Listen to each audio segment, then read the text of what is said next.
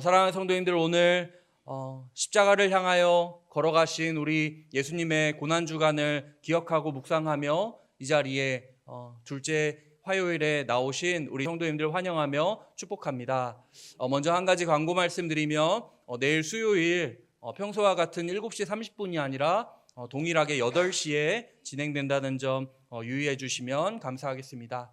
우리 같이 지난 이틀간의 그 예수님의 행적을 우리가 같이 한번 생각을 해보면 좋겠습니다. 주님은 종려주일에 호산나 찬양을 들으며 예루살렘에 입성을 하셨습니다. 그리고 어제는 성전에 들어가셔서 매매하는 자들을 내쫓으시며 성전을 깨끗하게 하셨습니다. 그리고 오늘 화요일 아침 주님은 다시 성전에 들어가십니다. 예수님이 성전에 들어가셨을 때 분위기가 어땠을까요? 긴장감이 감돕니다. 숨막히는 논쟁의 현장이 펼쳐집니다. 주님의 권위에 분노한 대제사장들과 장로들이 주님을 애워싸고 날카로운 질문을 던지기 시작합니다. 네가 무슨 권위로 이런 일을 하느냐? 누가 너에게 이런 권세를 주었느냐? 묻고 따지기 시작합니다. 이들은 예수님이 병든 자를 고치시고 어린아이들의 찬송을 받는 모습을 보며 분노가 머리끝까지 치밀어 올랐습니다. 주님은 이들의 완악함을 아시고 3가지 비유를 들어 그들의 불신앙을 책망하시는데 오늘 본문은 그중 2번째 비유인 포도원 농부의 비유입니다. 예수님은 앞서 2 아들의 비유를 통해 아버지의 뜻대로 행하는 자가 하나님 나라에 들어갈 수 있다라고 말씀을 하셨고, 세리와 창녀는 믿었으나 대제사장들과 장로들은 믿지 않았음을 폭로하셨습니다. 그래서 너희가 아니라 저 세리와 창녀들이 하나님 나라에 먼저 들어갈 것이다 라고 이야기를 하셨습니다. 이제 오늘 본문의 2번째 비유에서 한층 더 강화된 경고를 이제 대제사장들과 장로들에게 예수님이 던지시고 이야기를 하십니다. 성도님들, 복음서를 읽어보면 예수님은 자주 비유를 들어 말씀을 하십니다. 그 이유는 2가지 때문입니다. 하나는 당시 사회적인 상황과 배경을 비유로 들면서 사람들이 이해하기 쉽게끔 밭 이야기도 하시고 씨 뿌리는 이야기도 하시고 이렇게 사람들의 일상생활과 관련되어 있는 얘기들을 하시면서 쉽게 비유를 통해 이해하게끔 비유를 많이 사용하셨습니다. 그리고 다른 하나는 역설적으로 쉬운 비유로 말씀을 하시는데 완악한 자들은, 마음이 닫혀 있고 들을 마음이 전혀 없는 사람들은 이 비유를 깨달을 수가 없어서 비유로 말씀하신 측면이 또 있습니다. 오늘 우리도 들을 마음이 없으면 아무리 쉬운 이야기여도, 그것이 진리여도 우리 귀에 생생히 들리지 않습니다. 들을 마음이 있어야 하고 깨닫고자 하는 마음이 우리에게 있어야 합니다. 그러고서 2000년 전에 예수님이 하신 이 비유의 진의를 우리는 생각해 봐야 합니다. 대제사장들과 장로들, 어떤 사람들입니까? 평생을 종교 생활에 바쳤던 사람들입니다. 날 때부터 지금까지, 오늘 우리로 얘기하자면 새벽 예배 한 번도 빠지지 않고 수요 예배 안 빠지고 금요기도에 안 빠지고 주일 거룩하게 지키고 완벽하게 누가 봐도 와 정말 대단하다라고 이야기할 정도로 열렬히 종교 생활을 했던 사람들이 바로 대제사장들과 장로들입니다. 그런데 그들은 하나님을 섬긴다고 말하면서도 정작 그분의 아들인 예수님을 거부하고 있는 이 민낯을 우리는 보아야 합니다. 예수님은 그들의 민낯을 그대로 비추면서 며칠 뒤에 실제로 일어날 죽음을 예고하시고 회개하지 않는 자들에게 닥칠 그 심판까지 경고하시는 주님의 최후 통첩과 같은 이 말씀을 우리는 귀담아 들어야 합니다. 이 화요일은 주님이 성전에 들어가 마지막으로 가르치신 날이기도 합니다. 더 이상의 대화가 무의미할 정도로 그들의 마음이 굳어 있습니다. 주님은 그 엄중한 시간 속에서 포도원 주인이신 하나님의 마음이 어떠한지를 우리에게 들려주십니다. 오늘 설교를 시작하며 우리 스스로에게 질문을 해보면 좋겠습니다. 나는 내 삶이라는 포도원에서 주인이 원하시는 열매를 드리고 있는가? 아니면 나도 모르는 사이 내 삶의 주인이 나라고 착각하면서 주님의 권위에 혹시 도전하고 있는 것은 아닌가? 이런 생각을 우리는 해봐야 합니다.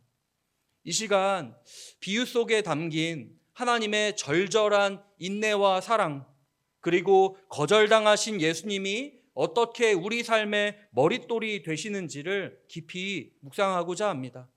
고난주간 화요일 이 팽팽한 긴장감 속에서 우리를 향한 주님의 음성을 듣는 귀하고 복된 은혜가 우리 모두에게 있기를 간절히 소원합니다. 오늘 본문의 비유는 한 집 주인이 포도원을 만들어라는 구절로 시작이 됩니다. 여기서 집 주인은 만물의 창조주이신 하나님 아버지를 의미하며 포도원은 하나님께서 만드신 은혜의 공간인 이스라엘 백성, 교회, 그리고 우리 각자의 삶을 상징합니다. 이사야 5장을 보면 만군의 여호와의 포도원은 이스라엘 족속이요라고 말씀합니다.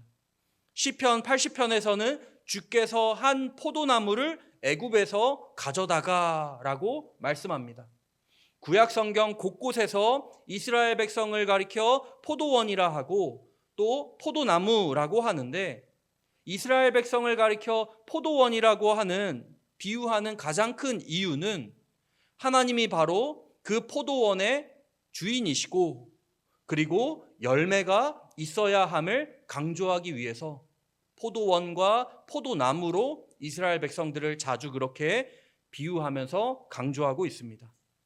그러니까 오늘 본문의 비유에서 주인은 하나님 아버지를 가리키고요, 포도원은 이스라엘 백성을 가리킵니다. 먼저 본문에서 이 포도원을 조성하는 주인의 지극한 정성과 완벽한 배려에 우리는 주목을 해야 합니다. 주인은 단순히 땅만 내어준 것이 아닙니다. 33절 하반절을 보시면 산 울타리를 두르고 즙 짜는 틀을 만들고 망대를 세우기까지 했습니다. 당시 울타리를 치는 것은요, 숲의 여우나 멧돼지 같은 들짐승으로부터 이 포도원을 지키고 그리고 포도나무 가지가 다른 땅으로 넘어가지 않게 방지하기 위해서 이 울타리를 쳤던 것입니다. 그리고 즙 짜는 틀을 만들었다 얘기하지 않습니까? 그러니까 곧 맺힐 열매를 기대하면서 제품을 생산할 준비를 다 맞춰 놓았다라는 것입니다.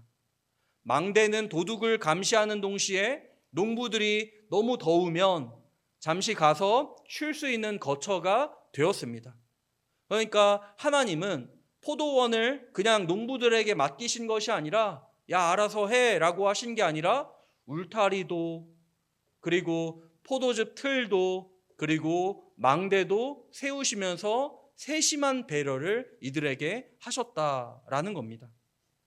이러한 세심한 준비는 하나님께서 우리에게 사명을 맡기실 때 결코 아무 대책 없이 내던지시는 분이 아님을 우리에게 보여줍니다. 주인은 농부들이 오직 포도원을 가꾸는 일에만 전념할 수 있도록 최선의 환경과 완벽한 보호를 이미 갖추어 주셨습니다. 우리가 잘 아는 마태복음 6장에 나오는 그 말씀을 보더라도 아무것도 염려하지 말고 그냥 하나님 나라와 하나님의 의를 위하여 구하라 말씀하고 있지 않습니까? 그리하면 이 모든 것을 너희에게 더하시리라 라고 분명하게 말씀하고 있는데, 하나님께서 우리에게 필요한 모든 것들을 이미 다 예비하셨고 갖춰 놓으셨고 허락하실 것이기 때문에 그런 말씀이 가능한 것입니다. 오늘 본문도 마찬가지입니다. 농부들이 뭐를 사야 되고 뭐를 만들어야 되고 뭐를 준비해야 되고 그럴 거 없습니다. 주인이 다 준비를 해놓았죠. 다 마련을 해놨습니다. 이것이 하나님의 은혜의 본질입니다.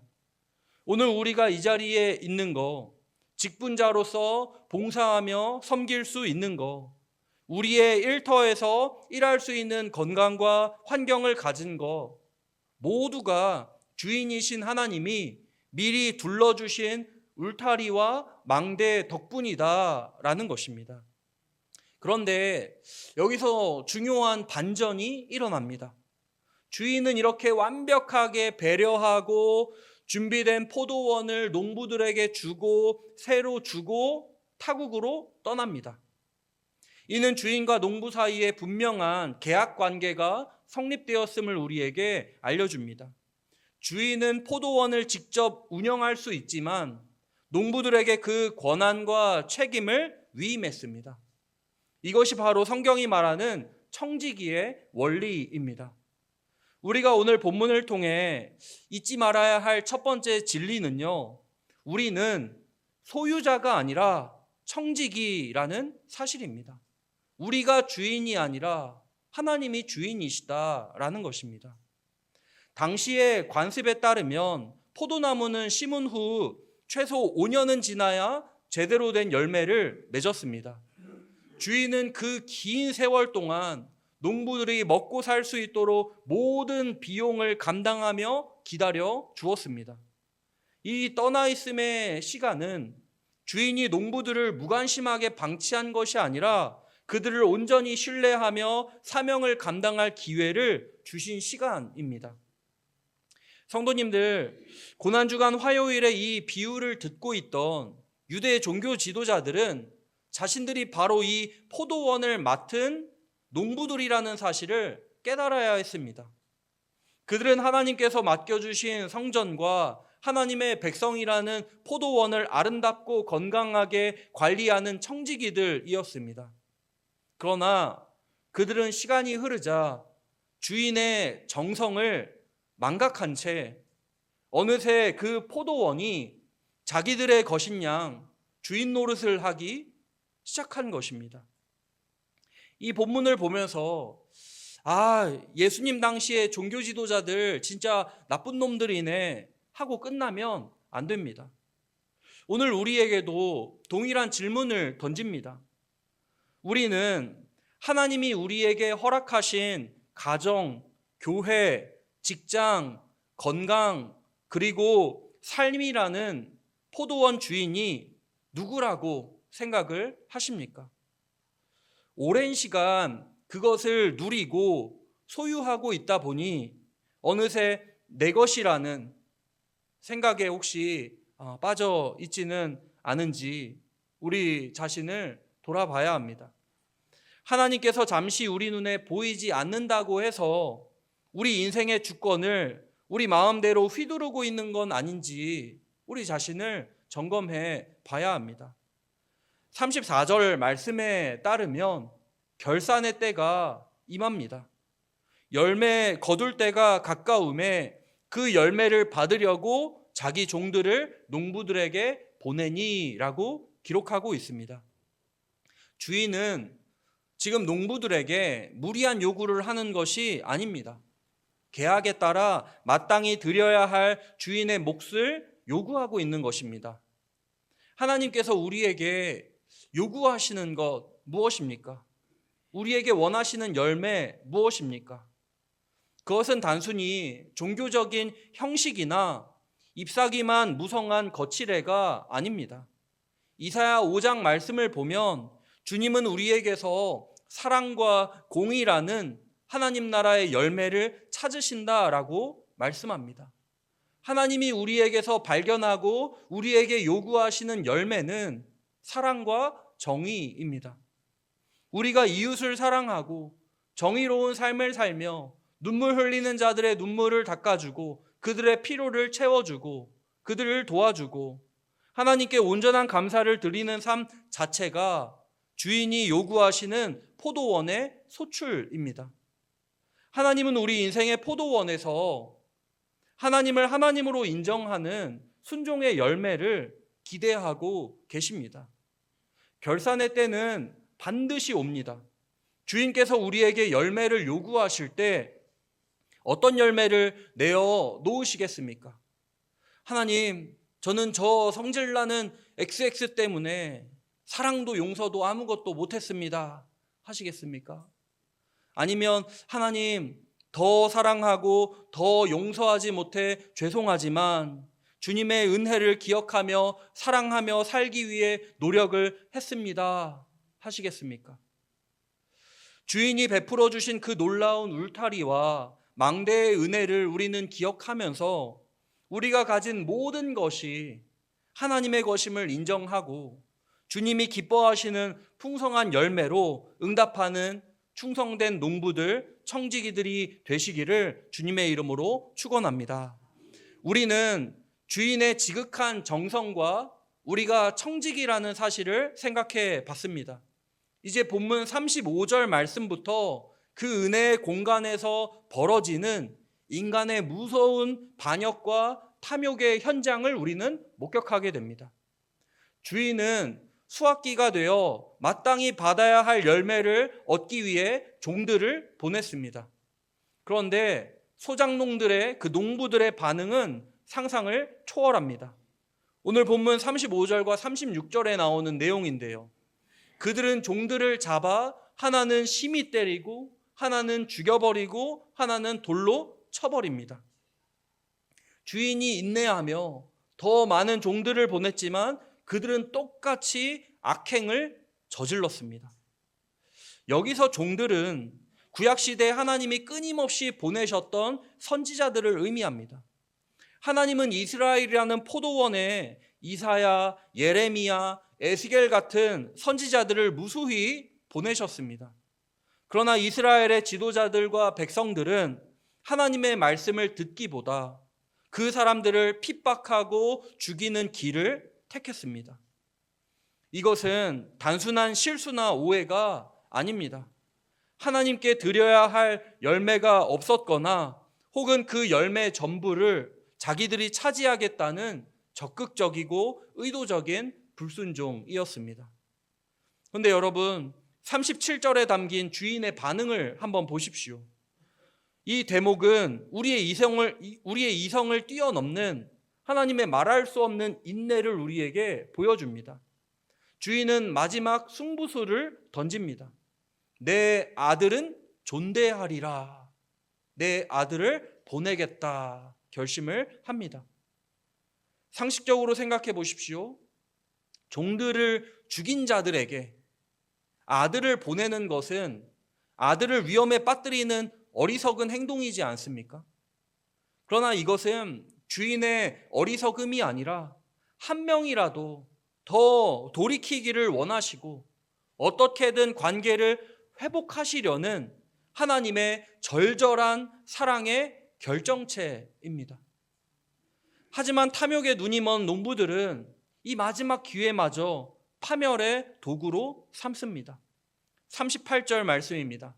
이는 상속자니 자 죽이고 그의 유산을 차지하자. 농부들은 아주 황당하고 어리석은 착각에 빠졌습니다. 당시 법에 따르면 상속자가 없는 땅은 주인 없는 땅으로 간주되어 먼저 차지하는 사람이 임자가 되었습니다.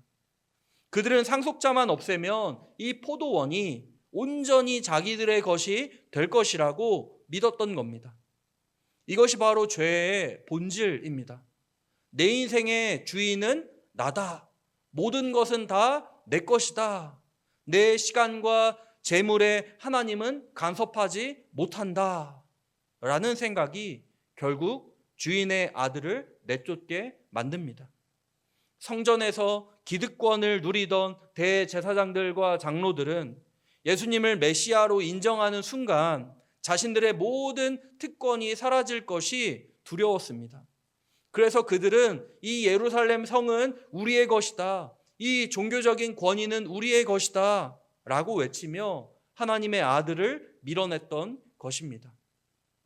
결국 39절에서 비극은 절정에 달합니다. 그들은 아들을 잡아 포도원 밖에 내쫓아 죽였습니다.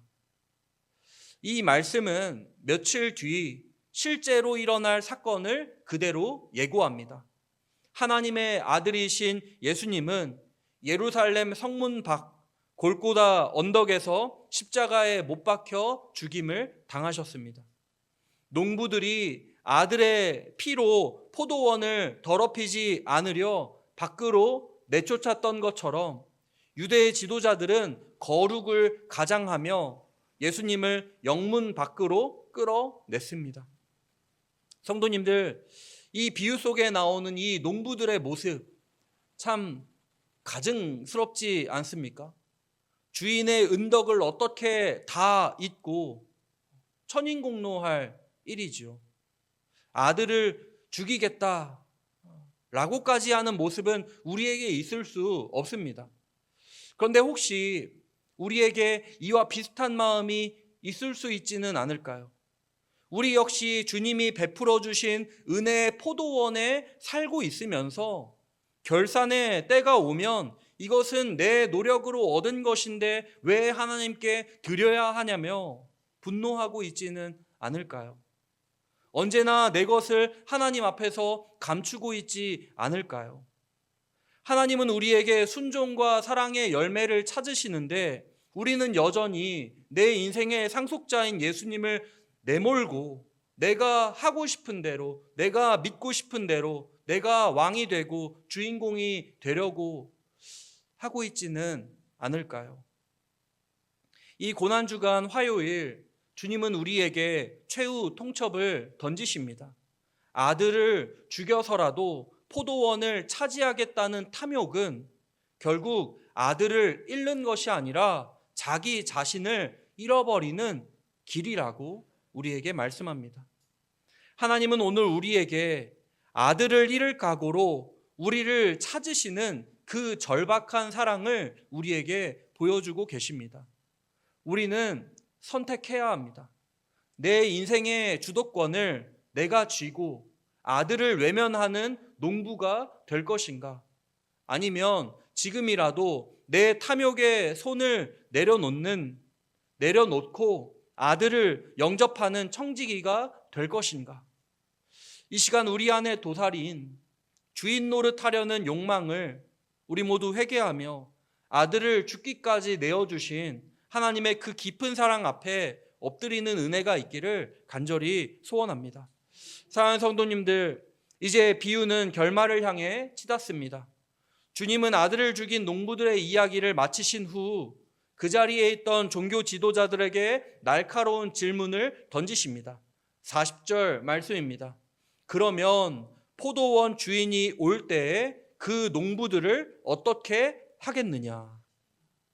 이 질문에 대해 대제사장들과 장로들은 주저없이 대답합니다. 그 악한 자들을 진멸하고 포도원은 제때 열매를 바칠 만한 다른 농부들에게 새로 줄지니이다.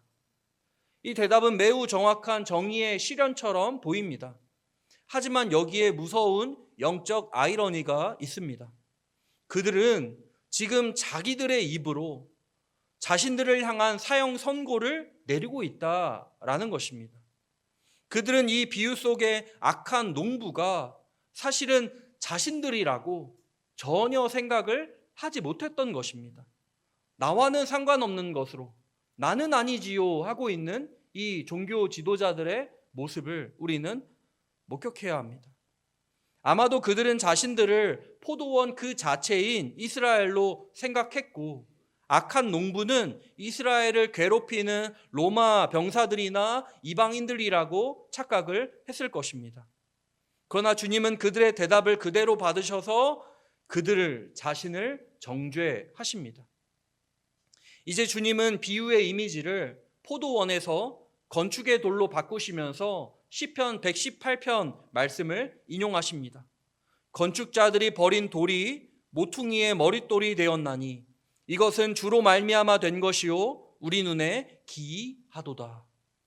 당시 건축자들은 건물을 짓다가 쓸모없어 보이는 돌을 던져버리곤 했습니다. 그러나 하나님은 사람들이 가치 없다고 내버린 그 돌을 가져다가 건물의 가장 중요한 위치인 모퉁이의 머릿돌로 삼으셨다라고 말씀합니다. 여기에는 언어 유희, 그러니까 말장난이 숨겨져 있습니다. 히브리어로 아들은 벤이거든요. 벤. 그리고 돌은 에벤입니다. 에벤에셀 할 때 에벤입니다. 그러니까 에벤과 벤을 섞어가면서 이야기를 하고 계시는 겁니다. 농부들이 죽여서 내쫓은 아들이 건축자들이 버린 돌이 되어 하나님의 집을 떠받치는 가장 고귀한 기초석이 되었다라고 선포하고 있습니다. 유대 지도자들은 예수님을 메시아의 자격이 없다고 판단하여 십자가라는 최악의 사형틀에 던져버렸지만 하나님은 부활을 통해 예수님을 만유의 주제로 삼으셨다라는 것입니다. 이어서 주님은 이 비유의 핵심적인 심판을 선언하십니다. 43절 말씀인데요. 하나님의 나라를 너희는 빼앗기고 그 나라의 열매 맺는 백성이 받으리라. 이것은 이스라엘 지도자들에게 주시는 최후 통첩입니다. 하나님의 나라는 혈통이나 기득권으로 유지되는 것이 아니다라는 겁니다. 주인이 요구하시는 열매, 즉 사랑과 정의의 삶이 없다면 그 나라는 반드시 다른 이에게로 옮겨진다라고 말씀하십니다. 여기서 열매 맺는 백성은 장차 세워질 교회, 즉 예수 그리스도를 머릿돌로 삼고 순종하는 새로운 하나님의 백성을 의미합니다. 마지막으로 주님은 돌의 두 가지 성격을 통해 우리에게 결단을 촉구하십니다. 44절 말씀 한번 우리 보실까요? 성경책 펴신 분들 44절 말씀 한번 보시겠습니다. 44절 말씀 제가 읽습니다. 이 돌 위에 떨어지는 자는 깨지겠고 이 돌이 사람 위에 떨어지면 그를 가루로 만들어 흩으리라. 그냥 읽으면 무슨 말인지 잘 모르시겠죠. 이 말씀은 우리 앞에 놓인 두 가지 선택을 뜻합니다. 첫째로 우리는 이 돌 위에 떨어져 깨져야 한다라는 겁니다. 이것은 주님 앞에서 나의 교만과 탐욕, 그리고 내가 주인이라는 아집을 내려놓고 회개함으로 부서지는 것을 의미합니다. 머릿돌 대신 예수님 앞에서 내가 깨어질 때 비로소 주님은 우리를 당신의 형상대로 다시 빚어 당신의 거룩한 성전으로 빚어가신다라는 겁니다. 둘째로 만약에 우리가 끝까지 깨지기를 거부하고 그 돌을 배척한다면 결국 그 돌이 우리 위에 떨어질 것이다 라는 의미를 담고 있습니다. 이것은 피할 수 없는 최종적인 심판을 의미합니다. 그 돌에 깔려 가루가 된다는 것은 회복의 기회가 사라진 영원한 파멸을 뜻합니다. 성도님들, 오늘은 고난주간 화요일입니다. 며칠 뒤면 이제 성금요일에 유대 지도자들은 실제로 이 아들을 잡아 포도원 밖으로 내쫓아 죽일 것입니다. 하지만 그들은 자신들이 버린 그 돌이 온 인류를 구원할 유일한 머릿돌이 될 줄은 알지 못했습니다. 오늘 우리는 이 머릿돌 되시는 예수님 위에 터를 잡고 인생의 집을 짓고 있습니까? 아니면 혹시 이 정도면 됐지 하면서 예수님을 거추장스러운 돌로 여겨 인생의 구석으로 밀어내고 있습니까? 주님의 인내는 한이 없으시지만 결산의 때는 반드시 옵니다. 이 시간 우리 안에 있는 악한 농부의 마음을 회개해야 합니다. 내 인생은 내 것이라고 주장하며 주님의 아들을 밀어냈던 우리의 완악함을 이 머릿돌 위에 던져 깨뜨려야 합니다. 그리하여 하나님 나라를 빼앗기는 자가 아니라 주님이 찾으시는 풍성한 열매를 드림으로써 하나님 나라를 상속받는 참된 백성들이 되어야 합니다. 이제 말씀을 맺습니다. 오늘 우리는 포도원 농부의 비유를 통해 하나님의 절절한 인내와 인간의 완악한 탐욕, 그리고 버려진 돌을 머릿돌로 삼으시는 반전의 역사를 같이 생각해 봤습니다. 이 비유를 말씀하신 뒤 사흘 후 예수님은 실제로 포도원 밖, 즉 예루살렘 성밖 골고다 언덕에서 죽임을 당하십니다. 농부들은 아들을 죽이면 포도원이 자기들의 것이 될 줄 알았지만 그것은 무서운 착각이었습니다. 주인이신 하나님은 그 악한 농부들을 진멸하시고 그 나라를 열매 맺는 다른 백성들에게 주셨기 때문입니다. 성도님들, 이 비유는 고난주간 화요일 주님이 우리에게 던지시는 최후 통첩입니다. 하나님은 우리에게 인생이라는 아름다운 포도원을 맡기셨고 울타리를 두르고 망대를 세워 우리를 보호하셨습니다. 그러나 우리는 너무 오랫동안 이 포도원을 누리다 보니 어느새 내 것이라는 착각에 빠져 주인 행세를 하고 있지는 않는 걸까요?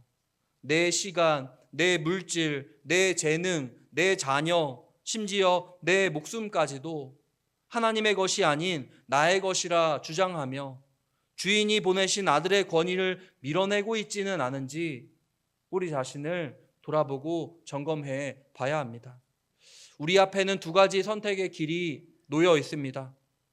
첫째는 머릿돌 대신 예수님 위에 떨어져 깨지는 길입니다. 이것은 나의 교만과 아집, 주인 노릇하려는 욕망을 주님 앞에 내려놓고 회개함으로 부서지는 것입니다.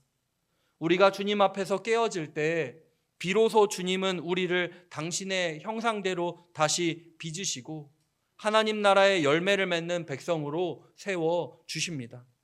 둘째는 끝까지 회개하기를 거부하다가 그 돌 아래에 깔려 가루가 되는 심판의 길이 우리 앞에 놓여 있습니다. 주님의 인내는 한이 없으시지만 결산의 때는 반드시 옵니다. 열매 없는 잎사귀만 무성한 신앙은 결국 그 나라를 빼앗기고 영원한 어둠 속에 처하게 될 것입니다. 성도님들, 우리 이 예수님의 비유를 잘 곰곰이 생각해 봐야 합니다. 예수님이 지금 하나님 모르는 사람들에게 이 말씀하고 계시는 게 아닙니다. 평생을 신앙생활하고 하나님을 섬긴다라고 누구보다 그렇게 얘기할 수 있는 사람들에게 이 비유를 하셨고 그 악한 농부들이 바로 너희라고 말씀하신 예수님이십니다. 하나님은 오늘 이 시간에도 아들을 보내주시고 우리를 부르고 계십니다. 내 인생은 나의 것이라는 헛된 욕망을 십자가에 못 박고 주님이 기뻐하시는 충성된 청지기로 살아가기를 간절히 소원합니다.